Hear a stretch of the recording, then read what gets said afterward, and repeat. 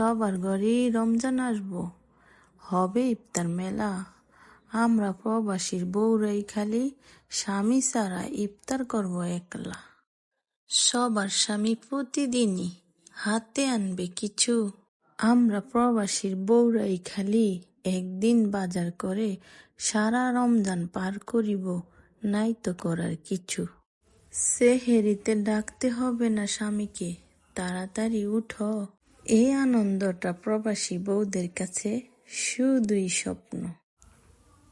শুধু নিজের কথাই বলে যাচ্ছি, এবার বলি স্বামীর কথা। তাহার বুকে তো আমার চাইতো আছে অধিক ব্যথা।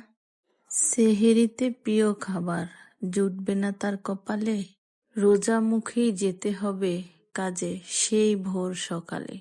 প্রিয় মা, প্রাণের সন্তান, মনের মহারানী স্ত্রীকে পাবে না তো কোনো এক ইফতারে। আর এইভাবেই কেটে যাচ্ছে হাজারো প্রবাসীর জীবন আর প্রবাসীদের ফ্যামিলির জীবন।